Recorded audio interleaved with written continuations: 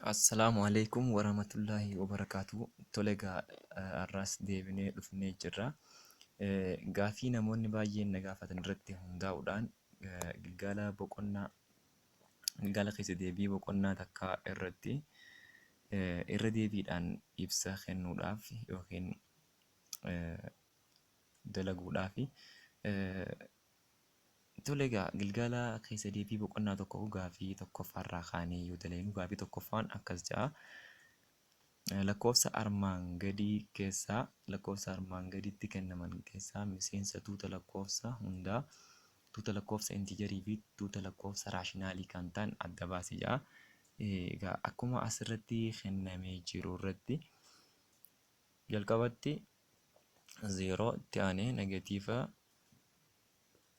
0 itti aanee 17 itti aanee negatiiva 89 negatiiva 89 itti aanee 6.7 itti aanee 34.64 akkasumas 45 jala 23 akkasuma negatiiva 30 takka jala 20 takkaati. Tole egaa isa kanaas yeroo dalaynu akkamitti dalayna kan jiruuf akka kana ta'a. Tokkoffaa irratti tartiibaan yeroo keenyutti inni kun xiqqaarraa hara guddaatti yookiin guddaarraa hara xiqqaatti isuma kana tartiibeessuus ni dandeenya. Garuu gaaffiin nuti gaafatamne as keessatti hamtuu lakkoofsa hundaati, hamtuu lakkoofsa intiijeriitii fi hamtuu lakkoofsa raashinaaliiti yoo jenne guutummaan lakkoofsa asitti tarreeffamee jiru kanaa 0, 17, negatiiva 89, 6.7, 34.64, 45 jala 23 akkasuma negatiiva 30 takka jala 20 takka haja'u hundummaan isaatu lakkoofsa raashinaaliiti. Tole egaa lakkoofsi raashinaaliis duraanumaa'u lakkoofsa lakkaawwii, lakkoofsa hundaa, lakkoofsa intiijarii akka inni of keessaa qabu laallee turre barnoota dabre irratti. Egaa isaan kana keessaa lakkoofsa hundaa yeroo baafnu lakkoofsi hundaa kunis duwwaa 17 kun lakkoofsa hundaa jala ramadama. Akkasuma lakkoofsi intiijarii kunis lakkoofsa hundaatiif keessa qabata waan ta'eef duwwaa 17 dabalataan ammoo negatiiva 89 lakkoofsa intiijarii keessatti ramadama.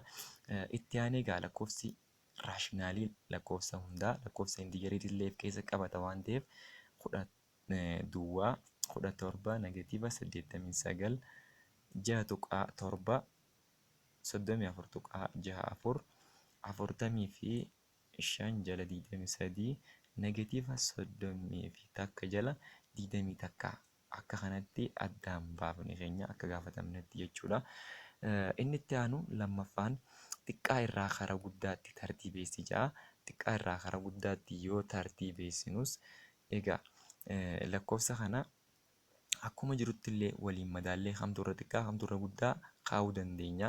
Garuu irraa caalatti gara desimaalitti yoo deebifne salphata waan ta'eef negatiiva 3.78 itti aanee 3.28 kana jechuunis karaa biraa 23 jala 7 jechuudha. Isuma kana karaa gadiitti yookiin jee kaniin ibsee jiru. Inni itti aanu immoo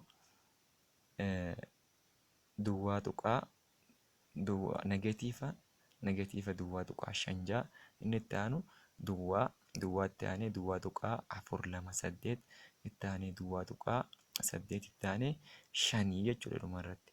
Isuma kana osoonii fi gara desimaalitti hin deebiin gara firaashiniitiin akkuma jirutti yoo ibsine negatiiva 3.78 itti aanee negatiiva 23 jala 7 negatiiva duwwaa tuqaa 5 0 itti aanee 3 jala 8 3 jala 7 3 jala 7 jechuun kunis duwwaa tuqaa 428 jechuudha.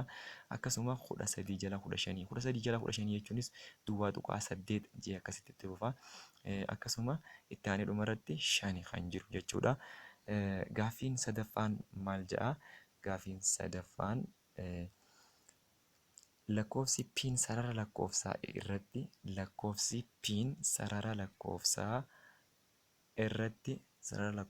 irratti walakkaa negatiiva 4 fi walakkaa negatiiva 4 fi 5 gidduutti argama. Lakkoofsi kun kamii jedha? Lakkoofsi kun kamii jedha? Meegaa tole sarara lakkoofsaa irratti lakkoofsa kana yoo keenye lakkoofsa afurii fi negatiiva afurii fi 5 gidduutti argaman kanneen jechuudha. Negatiiva 3, negatiiva 2, negatiiva takka, 0, takka, 2, 3, 4 kanneen maali negatiiva afurii fi 5 gidduutti argaman jechuudha. Yogguu tarreessinus akka kanatti tarreessina paan wal qixa ni ta'a. Egaa tunni paa kanneen negatiiva afurii fi 5 gidduutti argamu kanneen kana jechuudha. Itti aanee afuraffaa irratti maal jedha? Tuuta furmaata himoota walqixaa armaan gadii barbaadi jedha. Tuuta furmaata himoota walqixaa armaan gadii barbaadi jedha. Tole egaa irraa kaanee akkamitti akka dalagamu yoo laalle irratti gassirriin 3 hir'isuu 7 walqixaa 9 kan jiru kana yookiin jenneetis dalaguu dandeenya. Tuunni furmaataa 2 akka inni ta'e arginaa jechuudha. As keessatti yookiin jennee gaafa dalagnu. Egaa asirraa 3 hir'isuu 7 ida'uu 7 walqixa ni ta'a. 9 ida'uu 7 kana jechuun asii lakkoofsi isaanii walii ta'e 0 wal godha waan ta'eef 3 xaatu hafaa 3 xaa walqixa ni ta'a 16 ta'a 9 fi 7 waggoo walii daanu gamalachuu irratti 7 ida'uu qabna waan ta'eef.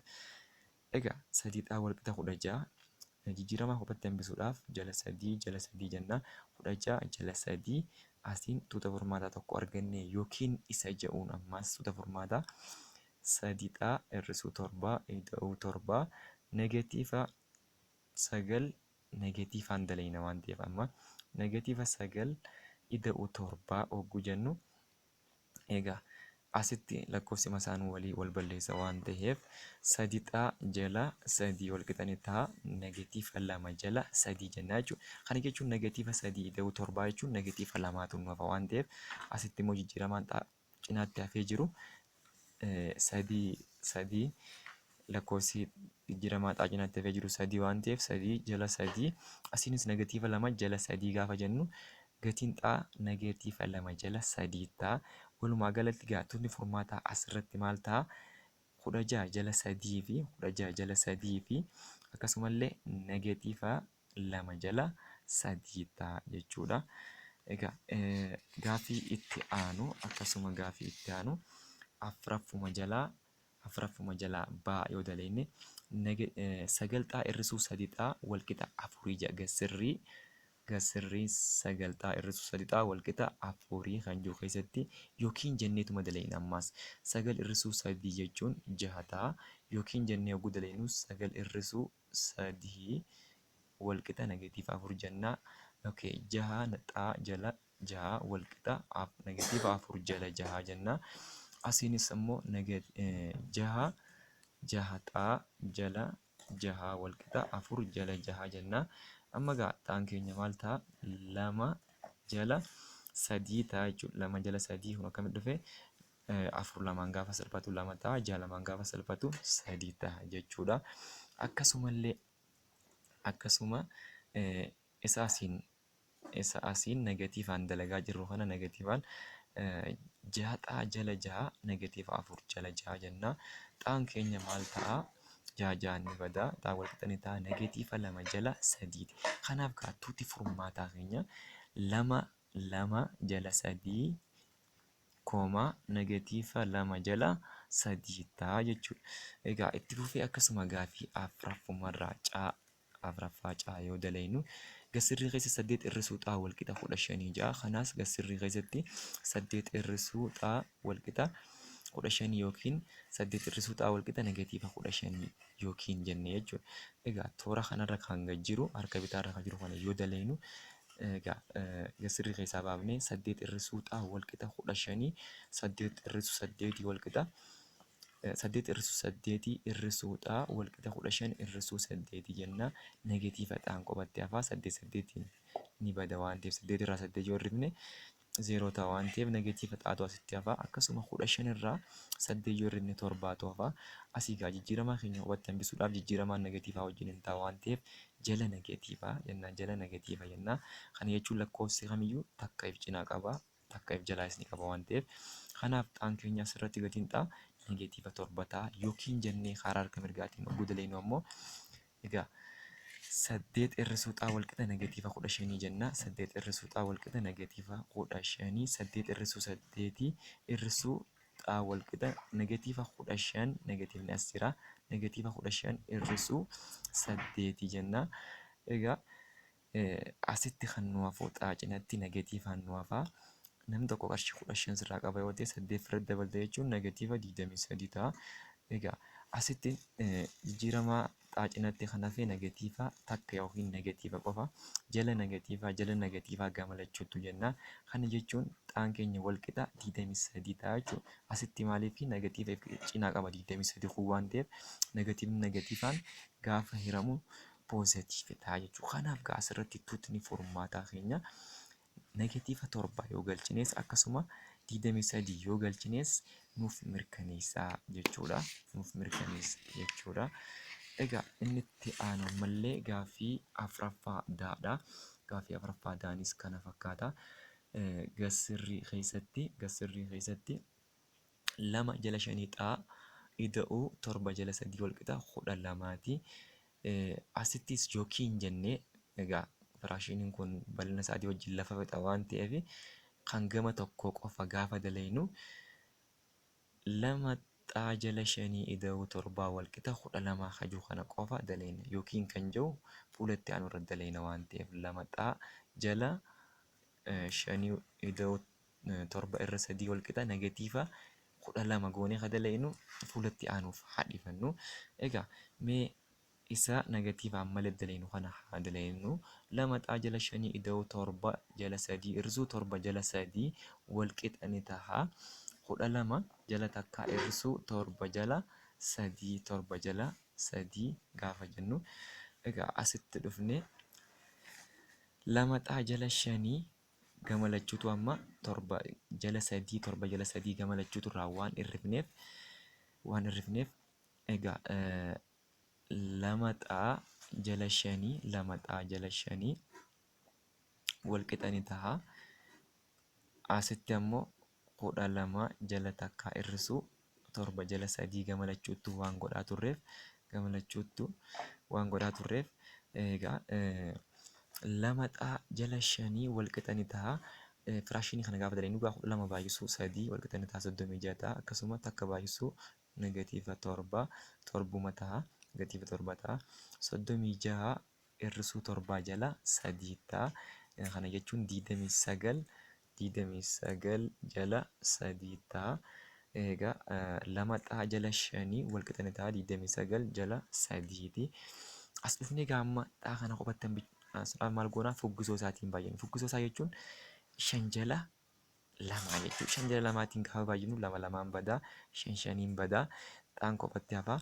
Akkasuma waan gamanatti asiin 5 jala 2tiin baay'ifne asitti illee 5 jala 2tiin baay'isuu qabna. 29 jala 3 kana 5 jala 2tiin gaafa baay'ifnu 145 jala 6 ta'a. Xaan walqixa ni ta'a 145 jala 6 ta'a. Kun karaa harka bitaarra kan jiru yookiin asitti kan jiru poozitiiva fayyadamnee kan dalayne san jechuudha. Poozitiivaan fayyadamnee kan dalayne jechuudha. Egaa fuula itti aanu irratti yookiin san gaafa dalaynu 2 jala 5 xaa 2 jala 5 xaa ida'uu 7 jala 3 walqixa negatiiva jennee gaafa dalaynu adeemsuma tokkorra deemnee garuu asitti irrisuu waan ta'eef qofa walitti ida'amalachuutu ida'amtuu mallattoo wal fakkaatoo qabaatee walitti ida'ama. Kana jechuun gaa negatiiva 36 ida'uu negatiiva 7 jechuun negatiiva 43 ta'a. Negatiiva 43 ta'a. Kana jechuun 2 xaa jala 5 walqixa ni ta'a. Negatiiva 43 jala 3 jechuudha. Gamalachuutu gaamma asirratti xaa qofatti hambisuudhaaf 5 jala 2tiin baay'ifna. Asitti illee 5 jala 2tiin gaafa baay'ifnu inni kun wal baay'isee negatiiva 215 jala 6 ta'a. Asitti 2 badee 5 bada waan ta'eef hayyuun keenyas asitti jijjiiramaa kana qofatti hambisuuf waan ta'eef jijjiiramaan xaan walqixa ni ta'a. Negatiiva 215 jala 6 ta'a. Kanaaf tuutni furmaataa daarra isa jiruuf tuuta furmaataa 2 jira jechuudha. Kana jechuun negatiiva soorii asitti negatiiva hin qabu. Negatiiva hin qabu. 145 jala 145 jala 6 koomaa asitti poozitiiva. 145 jala 6 koomaa 215 jala 6ti jechuudha. Egaa akka kanatti ta'a. Inni itti aanu gaafii lakkoofsa raashinaalii armaan gadii sarara lakkoofsaa irratti agarsiisi kan jedhudha. Tole egaa sarara lakkoofsaa irratti agarsiisuudhaaf gaafiin R kan jiru kunis negatiiva 5 jala 3ti. Koomaa 5 jala 3 yeroo jirutti sarara lakkoofsaa irratti agarsiisuudhaaf kunis baay'ee salphaa fi qalaalii kan ta'e. Kana jechuun 0 irraa karaa harkaa bitaatti kan jiru negatiiva 5 jala 3 jechuun negatiiva takkarra ni caala jechuudha. Karaa biraa negatiiva takkarra ni caala jechuudha. 5 jala 3 jechuun negatiiva takka tuqaa guddina isaa yoo ilaalle garuu negatiiva gara harka bitaatti yeroo deemnutti negatiivni takka naannoo kana yoo jiraate kun asiin 0 yoo ta'e asiin ammoo takka yoo jenne 5 jala 3 jechuunis naannoo kanatti argama. 5 jala 3 jechuu kana qofti 5 jala 3 jechuun karaa biraa 5 hiruu 3 jechuudha. 5 hiruu 3 jechuun 5 3 gaafa hiruu takka gaa takka baay'ee 3 jechuun 3 gaafa hirrifnu 2 ta'a. Okay, 2 hinga waan ta'eef tuqaa kaannee 0 asitti dabalanna. 20 gaafa 3 firru 6 kana jechuun 6 baay'isuu 3 fuudha 8 2tu hafa. Kana jechuun 2 je'ee itti fufaa deema waan ta'eef asittis 6 je'ee itti fufaa jechuudha. Kanaaf gaa lakkoofsi takka tuqaa 6 kuni takka tuqaa 6 kuni takka olitti karaa harka mirgaatti yoo ta'u negatiiva takka tuqaa 6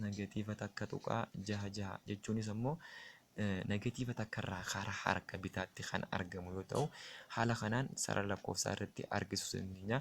Egaa takka tuqaa 8 jechuunis naannoo kanatti kan argamu yoo ta'u haala kanaan sarara lakkoofsaa irratti argisiisuu ni dandeenya jechuudha. Egaa gaafiin itti aanu lakkoofsa raashinaalii armaan gadi kennaman gidduutti mallattoo irra xiqqaa walqixa yookiin irra guddaa guute kan jedhudha. Tole egaa lakkoofsa irratti kan kennamee jiru yoo laallu torba jala 3 torba jala 2 fi akkasumas 3.4 waliin dorgomsiifna. Torba jala 2 jechuun mataan isaa 3.5 jechuudha.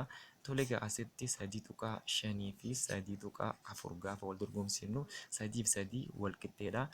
3 fi 3 wal qixxeedha waan ta'eef 5 fi 4 gaafa wal dorgomsiifnu 5 ammoo irra guddaa 4 waan ta'eef kanaaf mallattoo irra guddaatu ta'a. Baarratti kan jiru yoo laalle baarratti negatiiva 3.2 fi 2.1 kan jiru. Kana jechuun kun irra xiqqaa akka inni ta'e maaliif negatiiva waan qabuuf irra xiqqaa akka inni ta'e beekna. Egaa caarratti ammallee 5 jala 6 fi 3 jala 4 kan jiru. Isa kana karaa garagaraa dalaguu dandeenya. Tokko asumatti desimaalitti deebisuu dandeenya. Desimaalitti yoo deebifne ni dandeenya. Karaa biraa immoo qaxxaamura yoo baay'ifne jechuun 5 baay'isuu 4 fi akkasuma 6 baay'isuu 3 gaafa wal dorgomsu 5 baay'isuu 4 jechuun 20 akkasuma 6 baay'isuu 3 jechuun 18. Kanaaf 20 irra guddaa 18ti. Inni itti aanu daarratti kan jiru ilaalle duwwaa tuqaa 5 fi duwwaa tuqaa 4 yoo waliin kompeer goone yookiin waliin madaalle asti 5 fi 4 qoftii waliin madaaluu dandeenya. Kanaaf 5 irra guddaa 4 waan ta'eef lakkoofsi kun irra guddaadha. Irratti kan jiru yoo ilaalle takka tuqaa 4 takka tuqaa afur shan fi negatiiva sadii tuqaa saddeet torba kana yoo waliin madaalle kun poozitiivii waan ta'eef kun negatiivii waan ta'eef mallattoo irra guddaa akka inni galu ifaadha. Inni itti aanu faarratti kan jiru sadii jala lamaatii fi akkasuma jaha jala afurii kan jiru. Kana jechuun sadii baay'isuu afurii yoo jenne sadii baay'isuu afurii yoo jenne asiimmoo lama baay'isuu jaha yoo jenne lakkoofsi lamaan kunis 12 ta'a kunilleen 12 ta'a. Kanaaf mallattoo wal qixaatu gala bakka kanatti mallattoo wal qixaatu gala. Egaa inni itti aanu gaadhaa fi haadha irratti kan jiru gaafi irratti kan jiru 317 fi akkasuma 319 asii sadii wal qixa asii takka wal qixa 7 fi 9 waliin kompeer goona. Kanaafuu inni kun irra xiqqaataa. Inni itti aanu h irratti kan jiru 8 jala 9 fi 8 fi akkasuma duwwaa tuqaa 8 5. Inni kunis yoonii fi gara deesimaalitti deebifne gara duwwaa tuqaa 8 jeetti fufa waan ta'eef duwwaa tuqaa 8 jeetti fufa waan ta'eef duwwaa tuqaa 8 5 fi duwwaa tuqaa 8 yoo waliin madaallee duwwaa tuqaa 8tu irra guddaadha. Kanaaf mallattoo irra guddaatis. Egaa tole gaaffii hanga ammaatti dalayne gaaffii tokkoffaarraa kaasee hanga gaaffii jahaffaatti kan jiru. Tole mee gaaffii itti aanuuf yeroo itti aanu walitti deebina waan ta'eef baay'ee galatoomaa. Hordoftoonni yuutuubii chaanaalii kanaa warreen taatan laayikii sheer akkasumallee warreen immoo maatii hin ta'in chaanaalii kanaaf haaraa taatan warreen taatan saabskiraayib gochuu hin dagatinaa. Saabskiraayib yeroo gootanitti illee koomentii keessan kaa'anilleen laalee akkaan koomentii keessaniin irraa maqaa keessan hubadhee maatii isiniif ta'uuf tole namni baay'een hundi koomentii yeroo keessan warra koomentii kaa'isan illee maatii akka waliif taatan asumaan dhaamsa kiyya dabarsaa. Baay'ee galatoomaa nagaan naaf.